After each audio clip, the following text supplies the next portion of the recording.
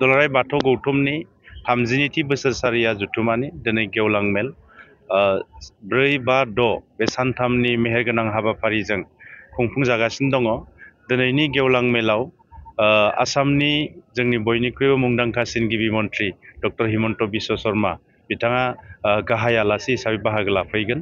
लोगोसेनो बिटिआरनि मुंदांखा CM प्रमद बर' बिथां लोगोसेनो जोंनि माखासे धोरोमारि गौथुमनि बिबानगिरिफोर बेवहाय बाहागो लागोन।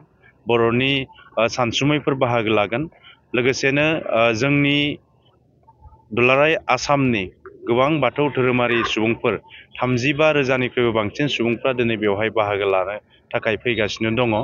आरो आं आसा खालामदों दिनैनि बे गेवलां मेलनि गेजेरजों बर' माहारिनि बा बर'नि गुदि धोरोम बाथौ बेनि मोनसे जि मेसेज बे मेसेजआ जोंनि साफ्रोमबो बर' रायजो राजाफोरनियाव थांगोन। आरो जों लुबैदों दिनैनि हाबाफारियाव आबुङै बा मोजाङै जोङो खुंफुंलांनो हागोन। आं RCनि बा बानजाय आफादनि मासिगिरि हिसाबै बे समाव बयखौबो खावलायदों बयबो डिसिप्लिन भाबै जाहाथे दिनैनि जानो गोनां गेवलां मेलाव बाहागो लायो। खारन नेशनेल हाइवे गोबां गारि थांलाय फैलाय जायो। दा बेखायनो जोङो सिकिउरिटिनि बिथिङावबो जोङो मोजाङै नोजोर होदों जाहाथे रावबो जोंनि गुबुननिफ्राय फैनाय रायजो राजाफ्रा खस्थ' मोना।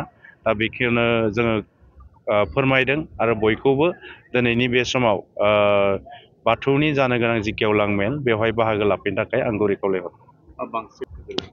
नैबे पथालिकुसि जि जोंनि बियाब बे पथालिकुसि बियाबनि सिङाव जोङो एक'मडेसननि थाखाय पार्मानेन्ट एक'मडेसननि थाखाय एसे थानो जायगानि एसे सर्टेज जानायनि थाखाय जोङो मेन जायगानिफ्राय 2 किल'मिटारसो डिसटेन्सआव 2 किल'मिटारसो डिसटेन्सआव दोननो गोनां जादों।